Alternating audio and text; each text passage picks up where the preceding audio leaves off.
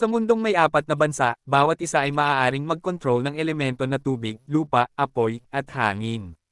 Sinusubukan ng isang earthbender o taga-control ng lupa na magbigay ng mensahe sa Earth King tungkol sa plano ng Fire Nation na salakayin ang Earth Kingdom, ngunit nahuli siya at dinala kay Fire Lord Zosen.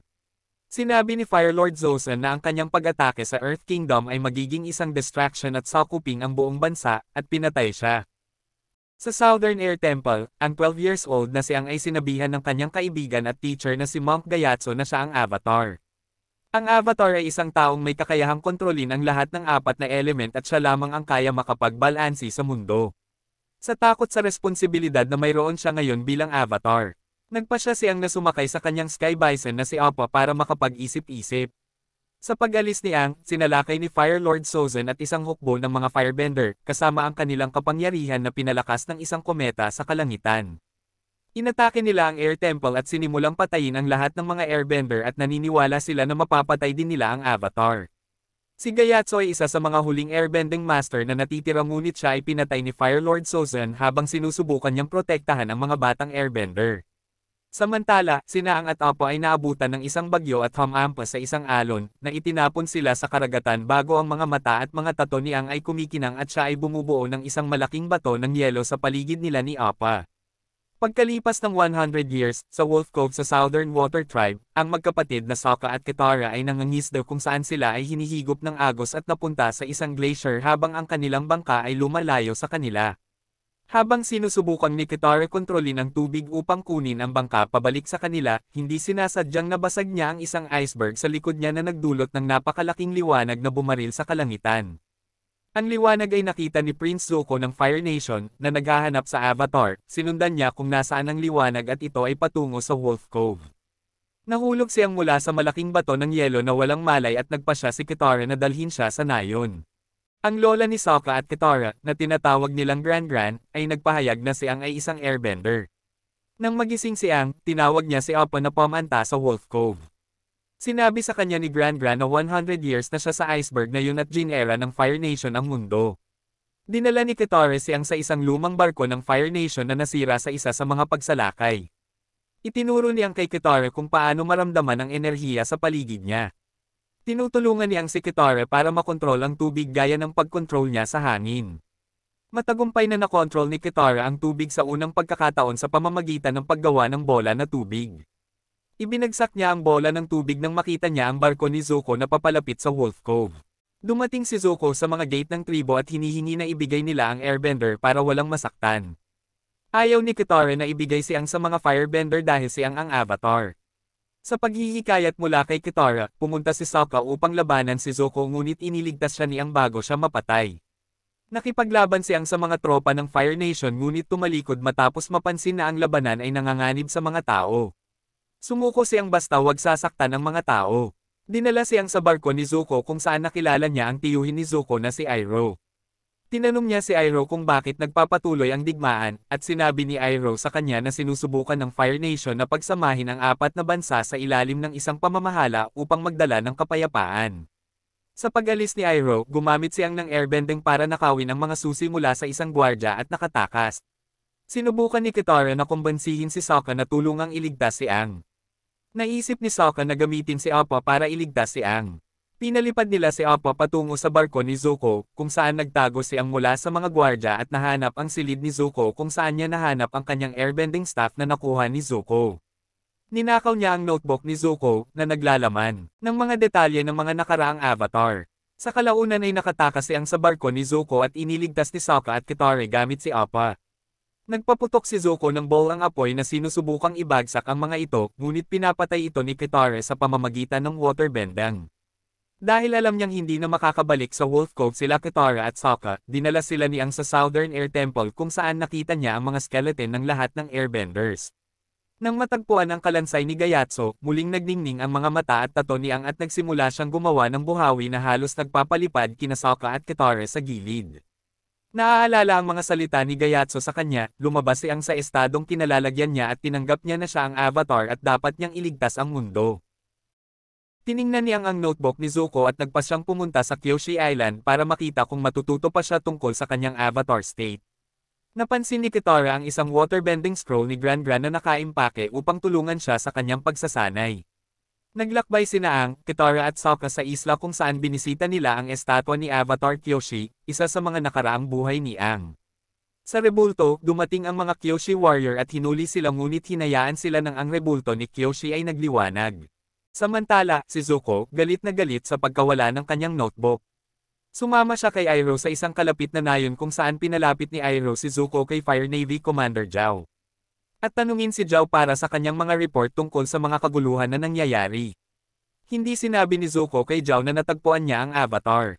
Gayunpaman, hinayaan ng isa sa mga tauhan ni Zuko na malaman ni Lieutenant Dang na nahuli ni Zuko ang Avatar ngunit nakatakas. Nakarinig ng balita si Zhao tungkol sa isang lumilipad na baka na malapit sa Kyoshi Island. Umalis sila Zhao upang makuha ang Avatar. Hindi nagtagal ay napansin ni Zuko at Iroh na nawawala ang barko ni Zhao at nagbabalak na sundan siya. Pumunta si Kitara sa pinakamalapit na ilog at nagsimulang magsanay ng mga moves ng waterbending sa scroll. Nag-aalok siya na turuan si Aang, ngunit tumanggi siya Aang. Sinabi ni Aang na ang pagsasanay ay magdadala ng mga alaala ng kanyang dating guro na si Gyatso. Sa pagbabasa ng impormasyon tungkol kay Kyoshi, walang nakitang kapakipakinabang si Aang ngunit ipinaalala sa kanya ni Kitara na dahil isa si Kyoshi sa mga nakaraang buhay ni Aang, maaari siyang makipag-usap kay Kyoshi. Pumunta si Aang sa rebulto ni Kyoshi at pumasok sa Avatar State at nakipagkita kay Avatar Kyoshi. Sa isla din, napansin ni Suki, isang Kyoshi warrior, si Sokka na nagsasanay gamit ang kanyang boomerang at ipinakita sa kanya kung paano lalaban at iposisyon ang sarili sa isang labanan, na sinasabi sa kanya na bilang mga hindi bender kailangan nilang lumaban mula sa puso. Sa buong pagsasanay ni Sokka, naging malapit ang dalawa at muntik ng maghalikan ngunit nag-ambala ng ipaalam sa kanila ni Yukari na dumating ang Fire Nation. Ang mga puwersa ni Zhao ay nakikipaglaban sa mga Kyoshi warrior, habang ang squad ni Zuko ay papunta sa rebulto ng Kyoshi upang makuha si Aang. Sinubukan ni Kitara na pigilan si Zuko gamit ang mga bagong waterbending moves na sinanay niya ngunit natalo. Ginagamit ni Sokka ang estilo ng pakikipaglaban ni Suki laban sa mga tropa ng Fire Nation, ngunit kalaunan ay nadaig ang mga tropa ng Kyoshi warrior. Sa pakikipag-usap kay Avatar Kyoshi, humingi ng tulong si Aang sa pagmaster ng Avatar State, kung saan ipinaliwanag ni Kyoshi ang kombinasyon ng lahat ng kapangyarihan ng mga nakaraang Avatar at ito ay mapanganib kapag walang kontrol. Sinabi ni Avatar Kyoshi kay Aang na tumuon sa pagiging isang malakas, disiplinadong Avatar at ipinakita sa kanya ang isang pangitain sa hinaharap kung saan ang Northern Water Tribe ay inaatake ng Fire Nation, bago niya sakupin ang katawan ni Aang at gamitin ang lahat ng apat na elemento para itaboy ang mga tropa ni Zhao at Zuko. Sa Fire Nation, isang grupo ng mga mamamayan ang nagpaplanong patayin si Fire Lord Ozai sa tulong ng isang kabataang babae na nagtatrabaho sa loob ng palasyo. Nakarating ang grupo sa silid ng trono bago pinalibutan ng mga gwardya at napilitang sumuko. Ipinahayag ng dalaga ang kanyang sarili bilang si Azula, ang anak ni Ozai at ang prinsesa ng Fire Nation. Pinatay ni Ozai ang grupo at pinaalis ang mga gwardya. Ipinakita niya kay Azula ang note na natanggap niya mula kay Commander Zhao na nagpapatunay na natagpuan ni Zuko ang Avatar. Ang balita ay nagpapanik kay Azula, sa paniniwalang mawawalan siya ng pagkakataon sa trono kay Zuko. Habang lumilipad si Appa, napansin niya ang isang airbender na lumilipad malapit sa Earth Kingdom City ng Omashu. Sa pagnanais na makapasok sa lungsod, sina Kitara at Sokka ay tinulungan ng isang magsasaka ng singkamas na nagpuslit sa kanila sa loob at sinasabing sila ay kanyang mga katulong. Kapag nasa lungsod, binabalaan ng magsasaka ng singkamas si Kitara na ang Omashu ay isang mapanganib na lugar. Sinundan ni Aang, kasama ang kanyang glider ang mahiwagang airbender para malaman na hindi talaga ito isang airbender kundi isang batang lalaki na nagngangalang Teo na gumagamit ng mechanical glider para lumipad. Isang pagsabog ang sumabog sa malapit at inihayag ni Teo na ang mga espiya ng Fire Nation ay nakalusot sa lungsod. Dinala ni Teo sina Aang, Kitara, at Sokka sa kanyang tahanan kung saan nakilala nila ang ama ni Teo na si Sai, kung hindi man ay kilala bilang ang mekanista, na nagbibigay ng mga paraan para sa pagsulong ng teknolohiya sa hari ng Omashu. Sinabi ni Zhao kay Zuko at sa kanyang tiyuhin na si Iroh na may nakitang airbender malapit sa Omashu. Nag-aalok siya na sumama sa kanila sa paghuli ng Avatar. Ngunit tumanggi si Zuko at sinabing sila lang ni Iroh ang pupunta. Kalaunan sa araw na iyon, nakatanggap si Zhao ng mensahe mula kay Azula na nagsasabing tutulungan niya itong makuha ang Avatar mula sa malayo. Kinabukasan, dumausda sina Ang at Teo sa isang kuweba sa tuktok ng mga bundok kung saan nakakita sila ng blasting jelly at ang mga lubad mula sa magsasaka ng singkamas na tumulong sa kanila sa Omashu. Nakita ni Kitare si Sai na nagbibigay ng mga disenyo sa isang firebender at kokofrontahin sana ni Kitare si Sai tungkol dito. Ngunit pinigilan siya ng magsasaka ng singkamas na nagpakilalang siya ay si Jet, isang freedom fighter na lumalaban sa mga espiya ng Fire Nation sa Omashu. At sinabi kay Kitare na si Sai ay isa sa kanila. Ipinakilala niya si Kitare sa kanyang mga tauhan na binubuo ng brawler na si Pipsqueak, archer longshot, knife expert na si Smellerbee, at ang walang ingat na Daduke, at dinala niya si Kitare sa kanilang treehouse hideout. Doon, isiniwalat ni Jet na pinatay ng Fire Nation ang kanyang pamilya noong siya ay 8 taong gulang, kung saan masasabi ni Kitare ang pagkawala ng kanyang ina sa Fire Nation. Si Jet ay nag-udyok kay Kitare na mag-focus sa mga positibong aspeto ng kanyang ina sa halip na kung paano siya namatay, na nakatulong kay Kitare na matutunan ang isang waterbending moves na kanyang pinaghihirapan ang water whip. Sa Omashu, ginalugad ni Nezuko at Iroh ang lungsod at kinuha ni Iroh ang isang White Lotus Pi show tile. Sa bahay ni Sai, tinulungan ni Sokka si Sai na magdisenyo ng plano para sa isang hot air balloon at sinabi ni Sai kay Sokka na dapat siyang maging isang engineer sa hinaharap. Nang bumalik sina Ang at Kitare, ipinaalam ni Ang sa kanila na natagpuan niya ang blasting jelly ni Jet, at naghinala na si Jet ang nasa likod ng pambobomba, pero naniniwala si Kitare na si Sai ang nagbomba sa syudad dahil sa nakita niya si Sai na may kasamang espiya ng Fire Nation. Nagalit si Kitare dahil walang naniniwala sa kanya, umalis si Kitare upang hanapin si Jet. Inamin ni Jet kay Kitare na siya ang may gawa sa mga pambobomba at ang kanyang susunod na pag-atake ay sa hari gamit ang isang bomba na itinanim niya sa isang malita na pinalit kay Sai. Sinabihan ni Kitare sina Ang at Sokka at ang tatlong umalis para pigilan si Jet. Ngunit dumating si Zuko at nagsimulang labanan si Ang. Ginagamit ni Kitare at Sokka ang sistema ng paghahatid ng Omashu upang makapunta sa palasyo kung saan matagumpay na ginamit ni Kitare ang water whip move upang pigilan ang nag-aapoy na araw ni Longshot sa pagpapasabog ng bomba at pagpatay sa hari. Nakipaglaban si Ang kay Zuko at nag-argumento ang dalawa nang biglang natanong ni Ang kung bakit siya hinahanap ni Zuko sa loob ng 3 taon. Napagtanto ni Zuko na ninakaw ni Ang kanyang notebook. Galit na galit si Zuko at nagsimulang magsunog. Nahumantong sa mga sibilyan na tumakas sa lungsod. Dumating ang mga earthbending guard at inaresto si Ang habang pinapatay niya ang mga sunog. At para makatakas si Zuko nag-firebending si Iroh sa lungsod at pagkatapos inaresto din si Iroh. 100 years na ang nakalilipas, naalala ni Ang kanyang kaibigan na si Bumi na palaging magaling mag-isip. At gumawa ng isang bison whistle na ginagamit pa rin ni Ang hanggang ngayon. Sa kasalukuyang araw, si Ang ay nahuli ng mga sundalo ng Earth Kingdom at nasa bihag kasama si Iroh. Dinala ng mga sundalong Omashu si Iroh at naghanda upang dalhin siya sa The Pit, isang mapanganib na kulungan ng Earth Kingdom, habang si Ang ay dinala upang makilala ang hari na iniisip ni Ang na si Bumi. Naghanda si Bumi kay Ang ng isang fiesta. Ngunit masasabi ni Ang nagalit si Bumi sa kanya dahil sa pagkawala niya sa loob ng 100 years. Niyaya ni Bumi si Ang sa mga bitag na umiiwas o gumagamit ng airbending para makatakas, habang sinusubukan ding ipaalala kay Ang nakaraan nilang magkasama. Nakatagpo muli ni Kitare si Jet na sinubukang humingi ng tawad at ipaliwanag ang kanyang sarili, ngunit tumanggi si Kitare na makinig at pinalamig si Jet gamit ang yelo sa isang poste. Nagalit sina Sokka at Teo nang malaman nilang binibigay ni Sai ang mga sikreto at disenyo sa Fire Nation. Ngunit ipinagtanggol ni Sai ang kanyang sarili sa pamamagitan ng pagpapaliwanag na sinusubukan niyang protektahan si Omashu mula sa Fire Nation, na haantong sa kaligtasan para sa kanyang anak at sa kanyang sarili. Nang malaman na nahuli si Ang, nagpa siya sina Kitare at Sokka na iligtas siya at ibinunyag ni Teo na mayroong mga secret tunnel na patungo sa ilalim ng lungsod na patungo sa palasyo. Bago umalis, hinimok ni Sokka si Sai na isuko ang mga espiya ng Fire Nation sa mga sundalo ng Earth Kingdom. Samantala, si Zuko ay nagbalat kayo bilang isang sundalo at nalaman kung saan dinala sina Ang at Iroh, at dapat siyang pumili sa pagitan ni Ang o iligtas si Iroh. Pagpasok sa lihim na lagusan, sina Sokka at Kitare ay nakatagpo ng isang grupo ng mga kumakantang nomadic na minstrel na nagbabala sa kanila tungkol sa mga secret tunnel at nagpapaliwanag na ang mga tunnel ay nilikha ni Oma at Shu, mga ipinagbabawal na pag-iibigan mula sa isang nayon na nakikipagdigma sa isa't isa. Sila ay nag-aral ng movements ng mga badger moles at nagtayo ng mga detalyadong tunnel upang magkatagpo sa isa't isa ng secret. Matapos mapatay si Oma sa isang pag-atake, ginamit ni Shu ang kanyang earthbending upang wakasan ang digmaan at likhain ang lungsod ng Omashu. Pumasok ang magkapatid sa tunnel upang makitang gumagalaw ang mga tunnel dahil sa mga badger moles na naninirahan sa loob ng mga lagusan at para makita ang mga emosyon. Dahil sa pagmamahal ni Sokka at Kitare sa isa't isa, hindi sila inaatake ng mga badger moles at dinala sila sa palasyo.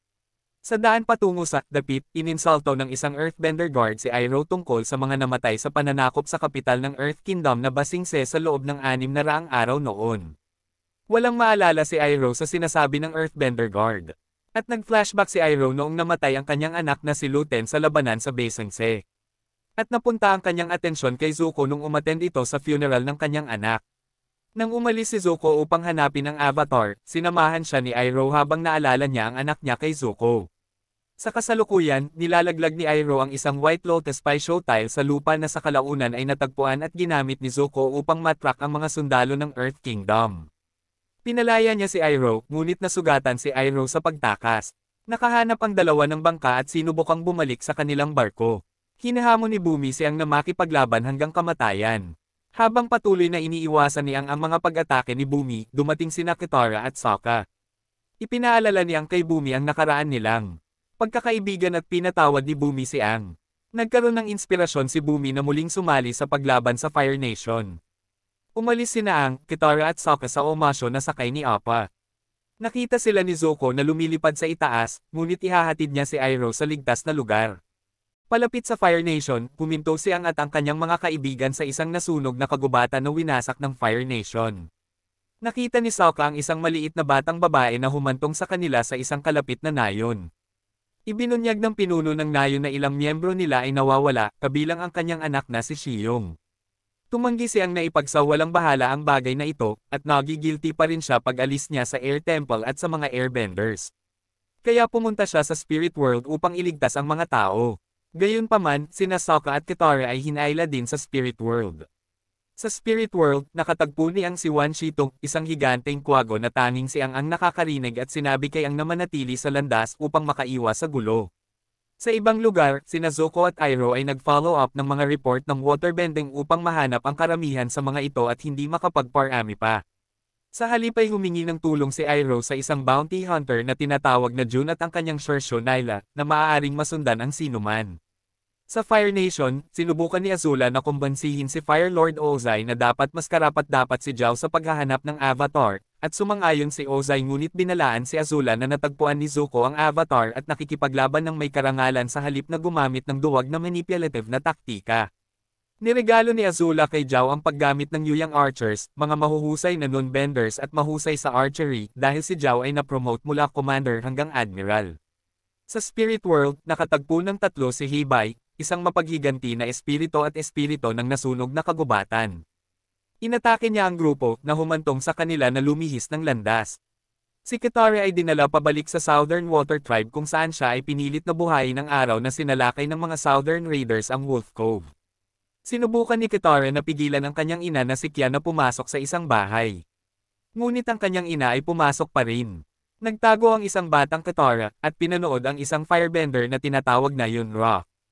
Tinanong si Kya kung sino ang huling waterbender sa Southern Water Tribe at sinubukan ng batang Kitare na protektahan ang kanyang ina sa pamamagitan ng pagpagalaw ng tubig sa timba. Gayunpaman, hindi ito gumana at inako ni Kya na siya ang nagwa-waterbending na humahantong sa pagpatay ni Yunra kay Kya. Pagkatapos umalis sa landas, nakatagpo si Sokka ng tatlong-tailed fox spirit na mayroong simbolo na kinikilala ni Sokka. Mula roon, naalala niya siya noong araw na pumasa siya sa kanyang ice dodging test kung saan narinig niya ang kanyang ama na nagsasabing siya ay disappointed kay Sokka. Nakatagpo si Aang ng isang mapanganib na espiritu na tinatawag na Code the Face Stealer at nalaman ni Aang na nahuli ang kanyang mga kaibigan at ang mga taga-nayon, kabilang si Shiyong. Nakatakas siyang sa fog ng espiritu, na tinatawag na Fog of Lost Souls, at nahanap si Gayatso na nakatira sa isang kubo. Ibinunyag ni Gayatso na si Ko ay delikado at sinabi niya na nakatagpo siya ng Avatar sa nakaraan kasama ang nakaraang buhay ni Aang na si Avatar Roko. Nagpasya siyang nabibisitahin ang dambana ni Roko at humingi ng tulong sa kanya. Nangako si kay Gayatso na mag-uusap sila kapag nakabalik na siya. Bago umalis si Aang, pinaalalahanan siya ni Gayatso na kung hindi siya tumakas sa mga air nomads, siya ay napatay. Flashback sa 3 taon na ang nakalipas, inimbitahan si Prince Zuko sa kanyang first war meeting kung saan tinutulan niya ang plano ng isang general na isakripisyo ang mga bagong recruit, ang 41st Division, upang manalo sa isang labanan. Ang ama ni Zuko, na si Firelord Ozai, ay nagpasya na maglaban si Zuko at ang general sa pamamagitan ng isang Ognikai. Ang Ognikai ay isang laban para sa karangalan ng isang tao at mananalo lamang kapag sinunog ang Katenggalyan. Kinaumagahan, nalaman ni Zuko na kailangan niyang labanan ang kanyang ama sa halip. Habang lumalaban siya, nanalo si Ozai sa tunggalian at nasunog ang kaliwang mata ni Zuko na nag-iwan ng peklat. Habang siya ay nagpapagaling, si Zuko ay binisita ni Ozai at sinabi sa kanya na kung ano ang naghihiwalay sa Fire Nation mula sa ibang bansa ay ang pagsasakripisyo nila sa mga mahihina upang manalo sa digmaan. Ngunit sumalungat si Zuko sa pagsasabing ito ay pagbaliwala sa mahihina na magkaroon ng pagkakataong na maging mas malakas pa. Galit na galit si Ozai at sinabi niya kay Zuko na, ang awa ay tanda ng kahinaan, at pinalayas si Zuko sa Fire Nation, na sinasabi sa kanya na makakabalik lang siya kapag nahanap na niya at nakuha ang avatar. Habang papalis siya, sinabihan siya ni Ozai na kunin ang 41st Division kasama niya. Sa kasalukuyan, naglalakbay siyang sa Crescent Island upang makipag-usap kay Avatar Roku na may pag-asang makakatulong siya na iligtas ang kanyang mga kaibigan mula sa Cold the Face Stealer. Sa templo, natuklasan niyang na ang Fire Sages ay dapat maglingkod sa Avatar, ay bumaling sa kanya at ngayon ay sumusuporta sa Fire Lord. Isang defector, si Shu, ang tumulong kay Ang na makapasok sa dambana ni Roku. Sa pakikipag-usap kay Niang kay Avatar Roku, nalaman ni Ang na kumuha si Roku ng isang espesyal na estatwa mula kay Ko na orihinal na pagmamayari ng ina ni Ko, o ang Mother of Faces, at sinabi ni Avatar Roku kay Ang na ipagpalit ang rebulto para sa buhay ng kanyang kaibigan. Paglabas ng dambana, nakita ni Ang na paralisado na ang Fire Sages at hindi nagtagal ay natambush siya ng Shunaila. Samantala, ang kamakailang na-promote na Admiral Zhao ang namamahala sa barko ni Zuko at sa kanyang mga tripulante. At sinusubukan ni Zuko na utusan ang mga tripulante, pero ayaw ito sumunod sa kanya. Sinabi ni Lieutenant G kay Iroh na maaaring siya ay isang prinsipe, ngunit hindi siya ang aming prinsipe. Pagdating niya, nalaman ni Ang na nahuli siya ng bounty hunter na si Jun, na inupahan ni Zuko at Iroh. Nakiusap si Ang kay Zuko na palayain siya para mailigtas niya ang kanyang mga kaibigan, ngunit tumanggi si Zuko. Sa kalaunan, dumating si Zhao at kinuha si Ang sa mga kamay ni Zuko at ikinulong siya sa Poway Stronghold. Habang ipinagmamalaki niya ang kanyang sarili, isang misteryosong eskrimador na tinatawag na Blue Spirit ang nagligtas kay Ang at ang dalawa ay sabay na tumakas. Ang Blue Spirit ay nawala ng malay sa panahon ng pagtakas, at nung tinanggal ni Ang maskara ito ay si Zuko.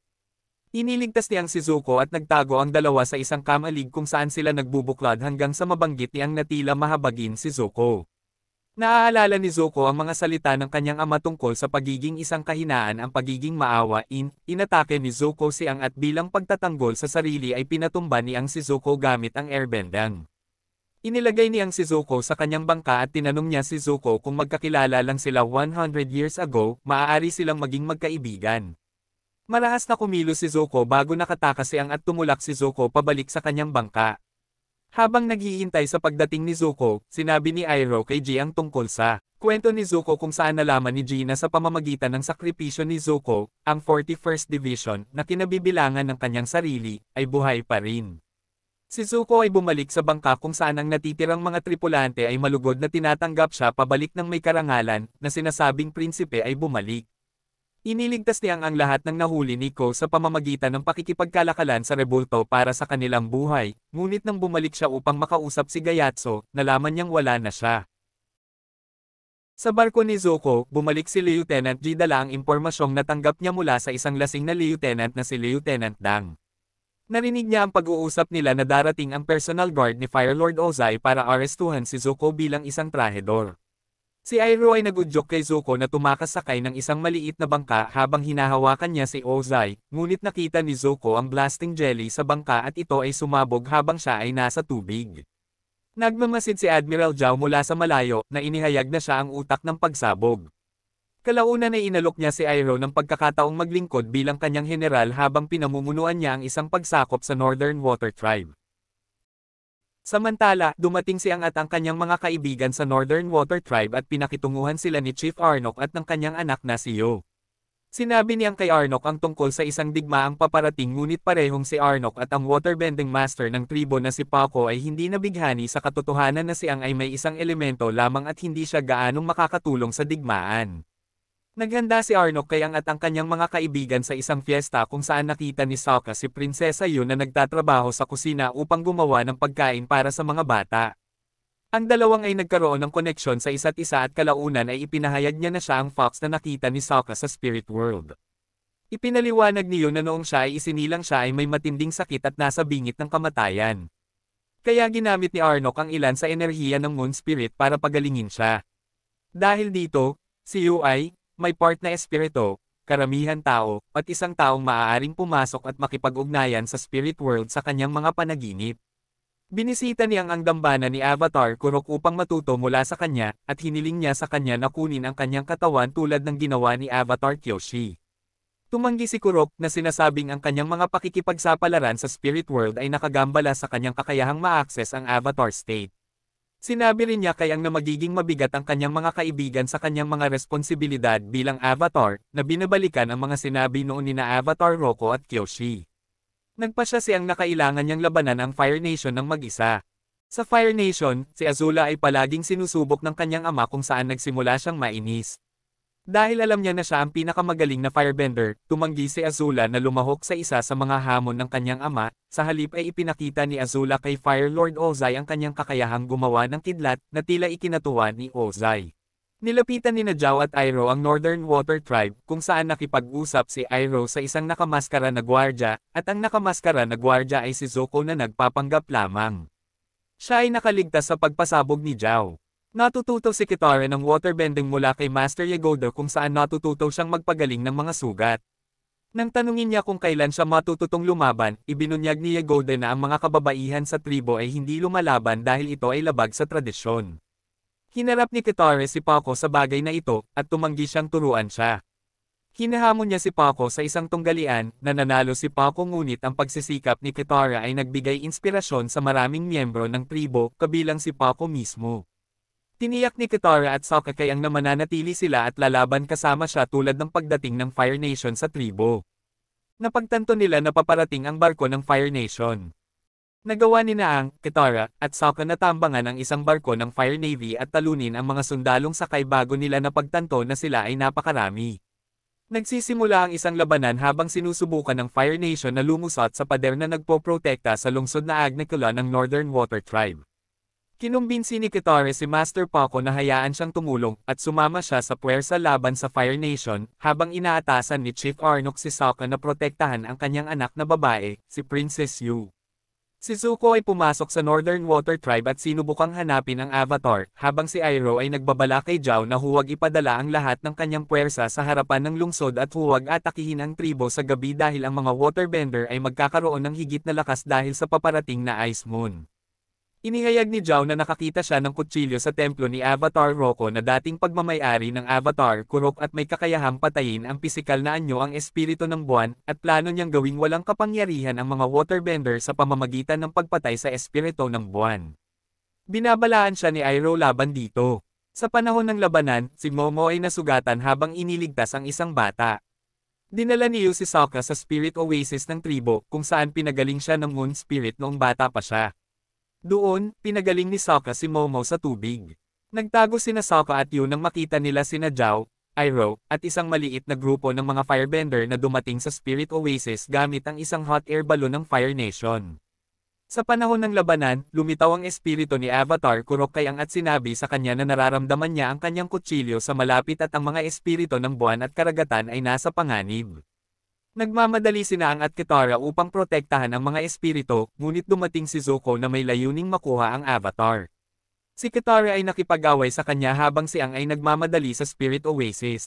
Muling binalaan ni Iroh si Zhao tungkol sa pagpatay sa espiritu ng buwan, ngunit pinapatay pa rin ito ni Zhao.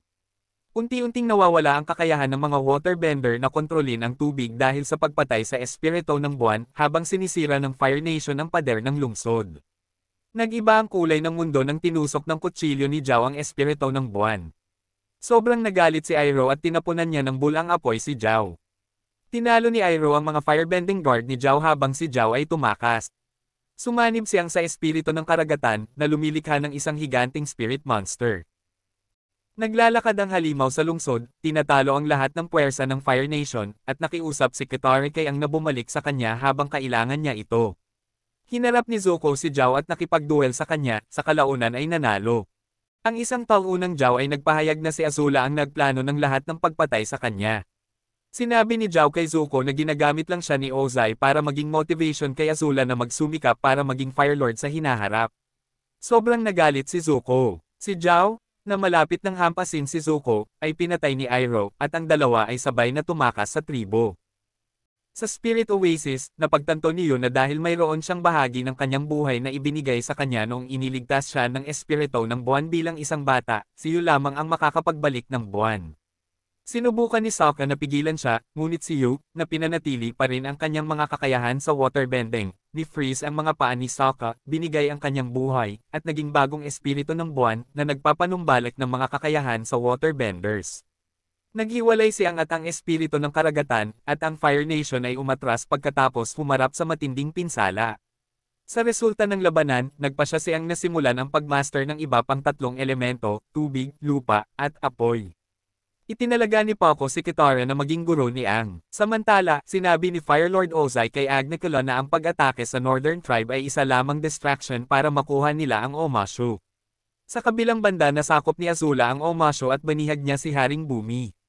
Ipinaalam din ng Great Sage kay Ozai na ang kometa ni Sozen, isang kometa na nagbibigay ng karagdagang kapangyarihan sa mga firebender, ay babalik sa lalong madaling panahon. Kung nasiyahan ka sa video, please like and subscribe. Salamat sa panunood.